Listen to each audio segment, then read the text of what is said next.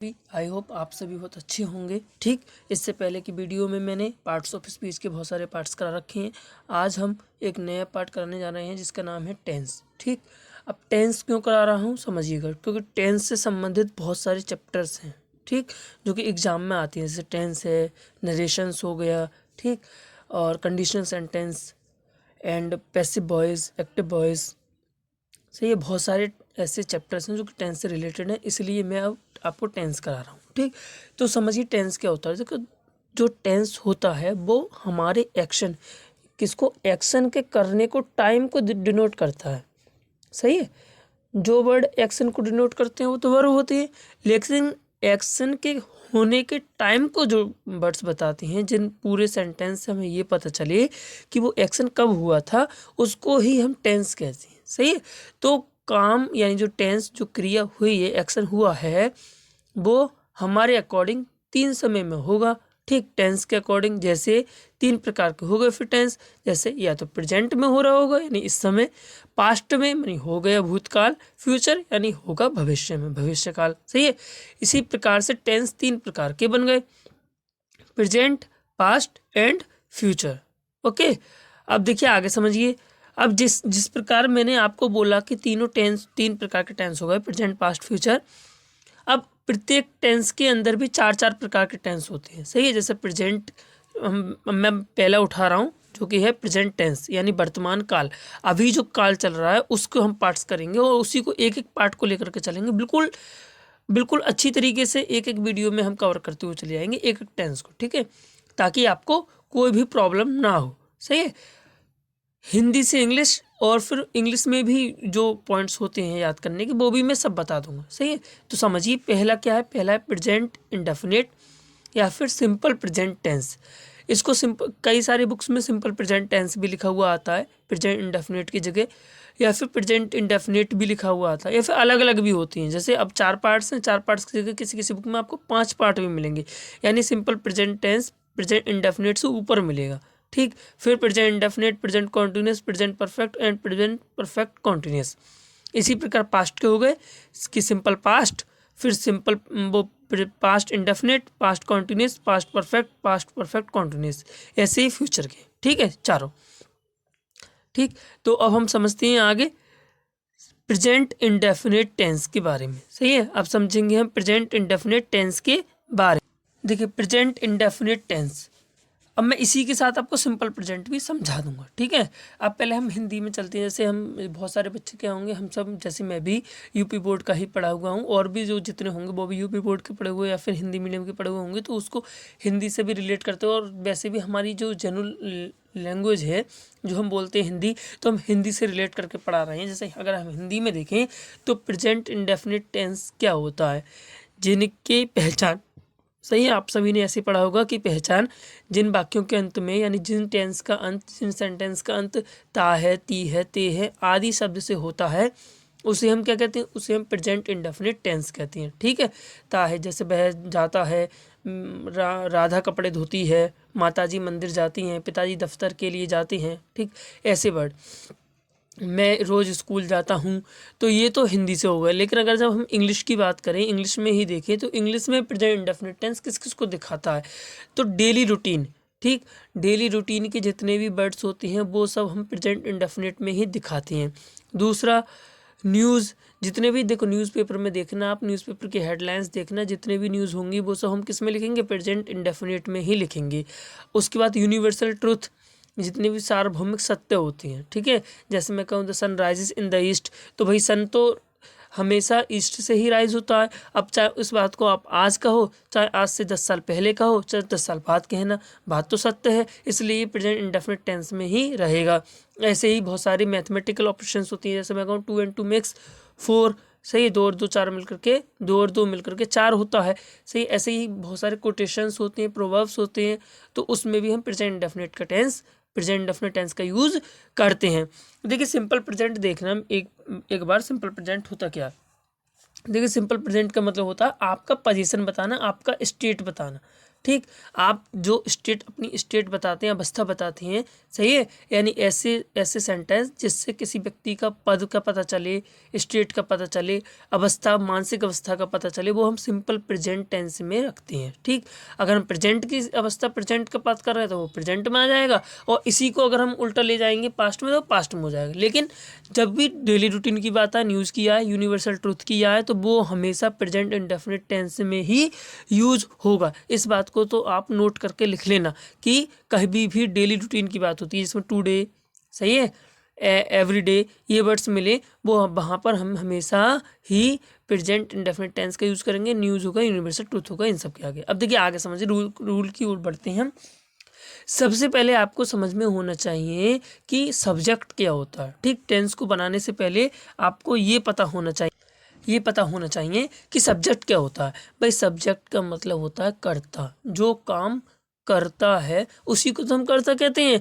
जैसे मैं बोला आप लोग बहुत अच्छे से पढ़ते हैं, तो आप लोग बैठ करके पढ़ रहे हैं ना, तो आप क्या कर रहे हैं, आप काम कर रहे हैं। इस समय मैं कहूँ मैं आपको पढ़ाता हूँ, तो मैं किसको पढ़ा रहा हूँ, आपको तो पढ़ा रहा हूँ, लेकिन पढ़ा कौन रहा है, मैं, यानी काम कौन कर रहा हूँ, मैं। तो यहाँ पर मेरी बात हो गई कर्ता की। तो इस प्रकार कर्ता कितने प्रकार के होते हैं, दो, एक तो सिंगुलर और एक प्लूरल। ठीक, सिंगुलर मतलब कि एक व्यक्ति हो, प्लूरल मतलब कि बहुत सारे व्यक्ति हों। जैसे सिंगुलर में मैंने बोला ना, जैसे वह स्कूल जाता है, प्लूरल में ये ऐसे ले लो कि आप पढ़ते हैं, अब आप में बहुत सारे होंगे जो पढ़ रहे हैं बैठ के, सही है। तो अब समझना, जब भी प्रेजेंट इंडेफिनिट की बात हो, अगर सिंगुलर सब्जेक्ट आता है तो उसमें वर्ब की फर्स्ट फॉर्म के साथ हम एस या फिर ई एस लगाते हैं, एस या फिर ई एस लगाते हैं।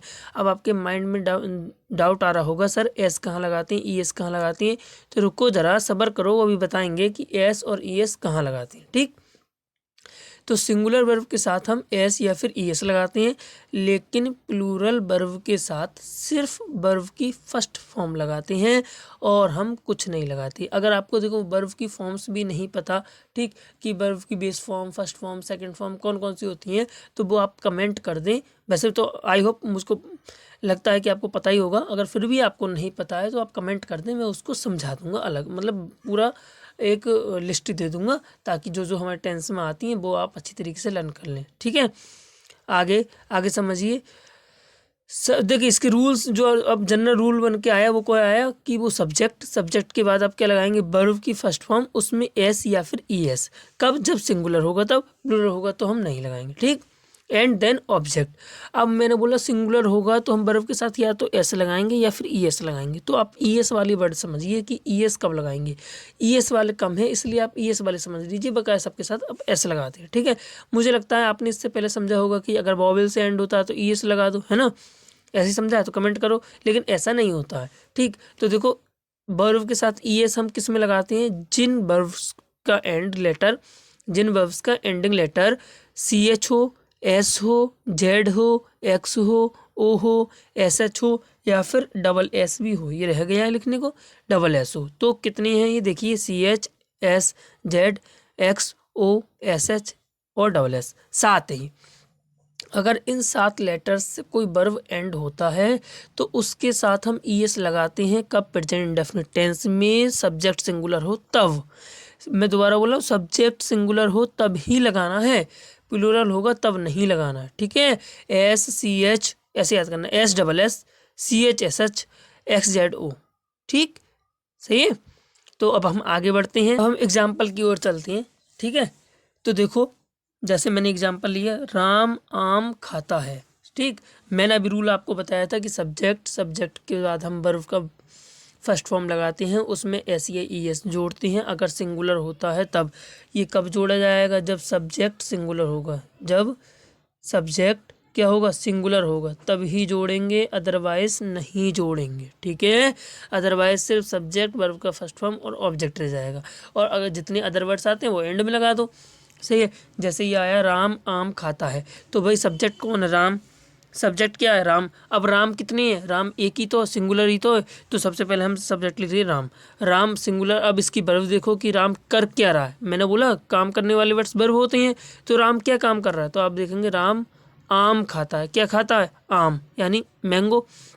आम खा रहा है, और खा रहा है यानी खाने की मीनिंग क्या होती है, ईट, सिर्फ ईट ध्यान रखना, ईट। ठीक, अब राम चूंकि सिंगुलर है इसलिए मैंने क्या लगाया, एस लगा ली, इसलिए मैंने क्या लगाया, एस लगाया। अब ये तो समझ में आ गया राम सिंगुलर है।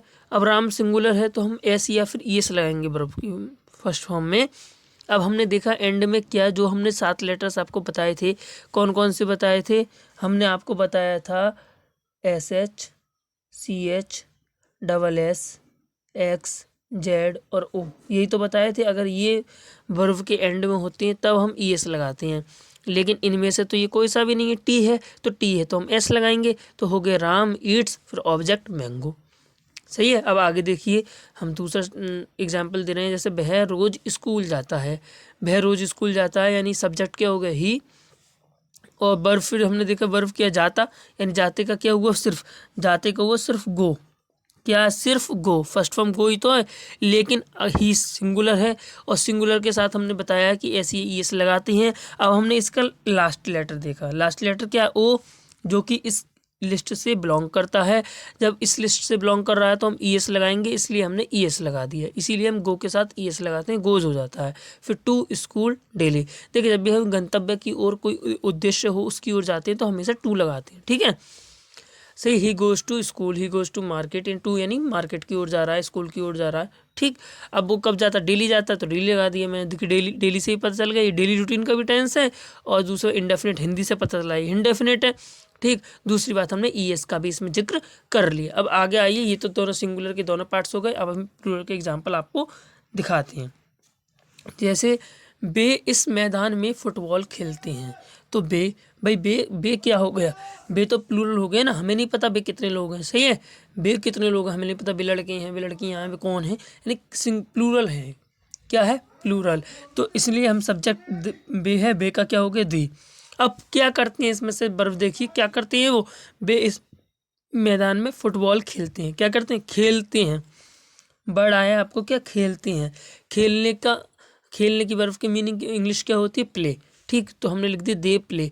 अब आपके दिमाग में आएगा सर इसमें ऐसी इस लगाएं, बेटा नहीं लगेगा, क्यों, क्योंकि दे तो प्लूरल है, हमने बताया प्लूरल के साथ ऐसी यस नहीं लगाते, सिर्फ सिंगुलर के साथ लगाते हैं, तो हो गए दे प्ले, क्या खेलते हैं, फुटबॉल, तो दे प्ले द फुटबॉल। अब अच्छा, ये अलग अलग वर्ड आया, इस मैदान में, ठीक है, तो इन दिस फील्ड, ये बाद में आ गया, ठीक है, इन दिस फील्ड। ठीक, और अगर आप और डिटेल में समझें तो देखो इस मैदान में ये इनडायरेक्ट ऑब्जेक्ट है और फुटबॉल यहाँ पे डायरेक्ट ऑब्जेक्ट है। ठीक, इसलिए हमने पहले डायरेक्ट ऑब्जेक्ट ले लिया, फिर हमने इनडायरेक्ट ऑब्जेक्ट लिख लिया, तो they play the football in the field. I hope आपको इतना समझ में आया होगा। समझ में, देखिए ये मैंने लिख करके इसलिए कह दी, मैं आपको समझाने से पहले लिख लेता हूँ, क्योंकि लिखते वक्त जो है ना फिर मतलब बन नहीं पाती, बहुत धीरे धीरे लिख पाता हूँ, और तेज़ कर दूंगा फिर उसकी स्पीड को, फिर आप तेज़ करके देखेंगे तो समझ में। अगर आपको लग रहा है कि मैं आपके सामने ही लिखूँ, एग्जाम्पल आपके सामने ही करूँ, तो आप कमेंट कर दो, फिर मैं आगे से वैसा कर लिया करूँगा। ओके, देखिए आगे देखिए, अब आगे देखिए अभी जो हमने समझा था प्रेजेंट इंडेफिनिट टेंस समझा, लेकिन उसमें भी प्रेजेंट इंडेफिनिट या फिर सिंपल प्रेजेंट के अंदर भी 3 प्रकार के आती हैं। कौन कौन से, भाई एक तो आएगा सकारात्मक यानी अफर्मेटिव, ठीक है, जिसमें मैंने बोला राम आम खाता है। अब ऐसा भी तो आपके दिमाग में आएगा, भाई वो आम नहीं खाता हो तो यानी नहीं वाले आए, ठीक है, निगेटिव आ जाए, तो निगेटिव यानी अफर्मेटिव हो गया, निगेटिव मतलब नॉट वाले निगेटिव हो जाए।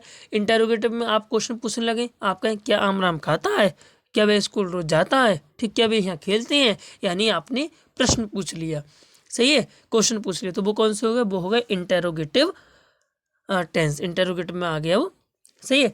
तो इंटेरोगेटिव सेंटेंस, तो देखिए समझिए, अब हम इसी को ही अफर्मेटिव, नेगेटिव, इंटेरोगेटिव तीनों समझाएंगे। अफर्मेटिव कुछ नहीं है, जो हमने पहले समझाया वही था, जैसे राम ईट्स मैंगो। ओके, अब हम निगेटिव का फॉर्मूला देखिए, निगेटिव के रूल्स देखिए, तो क्या होता है, सब्जेक्ट के बाद डू या फिर डज, फिर नॉट, वर्ब की फर्स्ट फॉर्म, फिर ऑब्जेक्ट। देखिए डू हमेशा प्लूरल के साथ आता है और डज हमेशा सिंगुलर के साथ आता है। अब आपको ऐसा रटना नहीं है, क्यों, डू समझिए कि डू आता है, ठीक है। अब मैंने आपसे ये बोला था प्लूरल के साथ तो ऐसी आता ही नहीं है, तो डू के साथ मत लगाओ। अब बचा इधर वाला डू, अगर सिंगुलर सब्जेक्ट हो तो मैंने बोला था सिंगुलर सब्जेक्ट होता तो हम एस ई एस लगाते हैं, लेकिन ई एस तब लगाते हैं जब हमारे एंड में जो हमने 7 वर्ड दिए थे कौन कौन से, S double S C H S H Z X O. ठीक, तो देखो डू का एंड किससे हो रहा है, ओ से, इसलिए हमने ई एस लगा दिया। तो इसलिए सिंगुलर के साथ हम डज लगाते हैं, नॉट नहीं के लिए। फिर जब वर्ब की फर्स्ट फॉर्म जब हमने इसमें ई एस लगा दिया तो वर्ब में अब लगाने की कोई ज़रूरत है नहीं। ठीक, क्योंकि हेल्पिंग वर्ब आ गए यहाँ पे, तो मेन वर्ब में अब लगाएंगे नहीं। फिर ऑब्जेक्ट, ठीक है, तो फॉर्मूला आपका बना सब्जेक्ट, अगर प्लूरल है तो डू नॉट और सिंगुलर है तो डज नॉट, प्लस वर्ब का फर्स्ट फॉर्म फिर ऑब्जेक्ट। ठीक है, इंटरोगेटिव का की हल के हल देख लीजिए। देखिए ये जो डू और डज था वो बस उठ के पहले आ जाएगा, प्लूरल होगा तो डू, सिंगुलर होगा तो डज, और बकाया से सब्जेक्ट, वर्ब का फर्स्ट फॉर्म फिर ऑब्जेक्ट। सही है, देखिए आगे समझिए। देखिए जैसे मैंने अफर्मेटिव में अभी आपको एक एग्जांपल ये दिया था, राम ईट्स अ मैंगो। सही है, राम ईट्स अ मैंगो। अब मैं इसका नेगेटिव बना के दिखा रहा हूँ। कैसा नेगेटिव है, नॉट वाला। तो राम भाई सिंगुलर है, राम। अब सिंगुलर है तो मैंने आपको बताया था डज आएगा, तो मैं डज लिख दिया। नॉट नहीं के लिए आ गया कि राम आम नहीं खाता है, तो राम डज नॉट।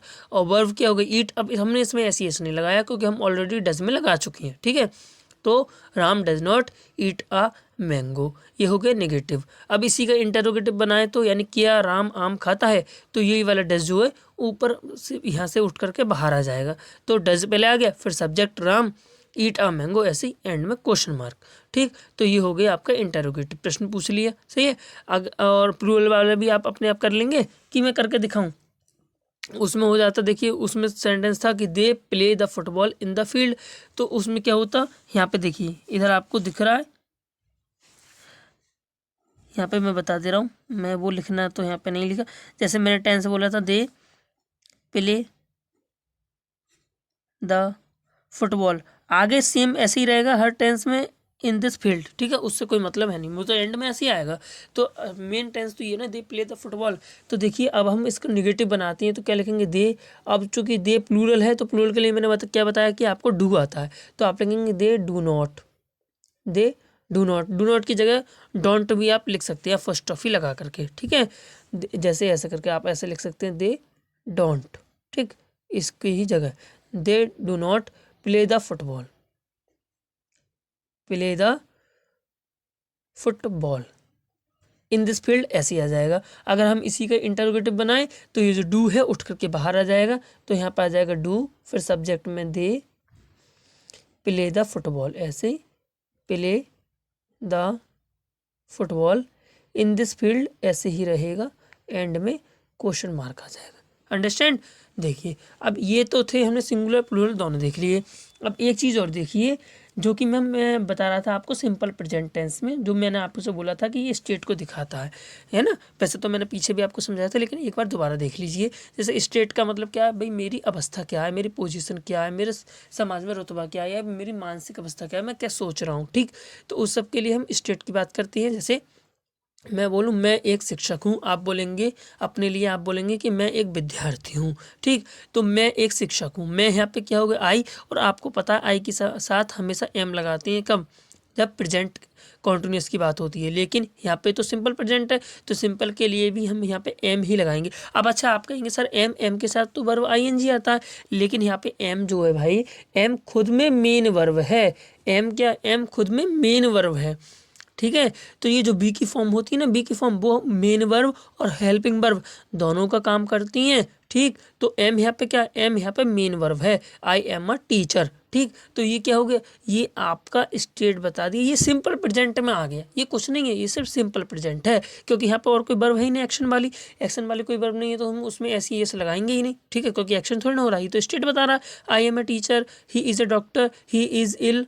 सही है, तो ही इज़ अ डॉक्टर। ठीक है, ये ऐसी ई एस फॉर्म आ गया बी का। सही है, जो अभी था, क्योंकि ही सिंगुलर है, सिंगुलर के लिए क्या आ जाएगा, सिंगुलर के लिए मैंने बताया था ऐसी यस, तो वो बी में जब बी की फॉर्म है ये, बी में जब हम ऐसी यस लगाते हैं तो वो इज बन जाता है। ठीक है, तो हो गया ही इज़ अ डॉक्टर। अगर आता यू आर अ स्टूडेंट। ठीक, आप अगर आप अकेले की बात करें तो आप सबकी बात करेंगे तो हम कहेंगे यू आर स्टूडेंट्स। ठीक है, अंडरस्टैंड। आई होप आपको ये वीडियो समझ में आई होगी। ठीक है, जितना भी मैंने समझाया आपको पूरी चीज़ें समझ में आई होंगी। अगर कोई भी चीज़ आपको समझ में नहीं आई है, ठीक है, अगर आपको कोई भी डाउट है, कुछ भी आपको समझ में नहीं आया है, तो आप कमेंट कीजिए, ठीक, मुझे बताइए, ताकि मुझे पता चले आपको कौन सी चीज़ नहीं समझ आ रही, मैं उसको दोबारा बना सकूँ। ठीक है, और अगर समझ में आई है तो प्लीज़ प्लीज़ प्लीज़ इसको वीडियो को like, comment, share and channel को सब्सक्राइब ज़रूर कर लें, क्योंकि आपके एक कमेंट, एक सब्सक्राइब से ही हमें इतना बड़ा मोटिवेट मिलता है, इतना बड़ा मोटिवेशन मिलता है कि हम आपको बता नहीं सकते। सही है, आपका एक लाइक, एक कमेंट से ही मुझे बड़ी खुशी होती है कि हाँ, किसी को समझ में आ रहा है, पढ़ाया हुआ। सही, क्योंकि इतनी बेसिक से मतलब ये सब चीज़ें हो सकता है हमने नहीं पढ़ी हों। सही, धीरे धीरे करके हम आगे बढ़ेंगे। आप इससे पहले की पहली वीडियोज़ में देखिए, मैंने सीधे उसमें रूल्स ज़्यादा एडवांस लेवल का ज़्यादा करा है, रूल्स वाले ज़्यादा हैं, मतलब बेसिक से एडवांस की ओर ज़्यादा है, बेसिक कम है, एडवांस की ओर ज़्यादा है। लेकिन इसमें फिर मैंने सोचा कि टेंस क्या पता बहुत सौ के नहीं भी आता है, और आते भी हैं तो रिपीट हो जाएगा, देख लेंगे 2x की स्पीड में देख लो तो हो जाएगा। सही है, तो एक बार क्योंकि इसके बाद में नरेशंस, एक्टिव पैसिव, ये सब मैं कराऊंगा, तो उसमें बहुत यूज़फुल होगा ये, इसलिए मैं इसको एक एक टेंस एक एक वीडियो में कराऊंगा। जैसे अभी मैंने क्या करा, प्रेजेंट इंडेफिनिट करा है, फिर मैं present continuous, present perfect, present perfect continuous, सभी वीडियोज़ एक एक करके आती रहेंगी, आप चैनल पर जाकर के देख सकते हैं। Thank you for watching, bye bye.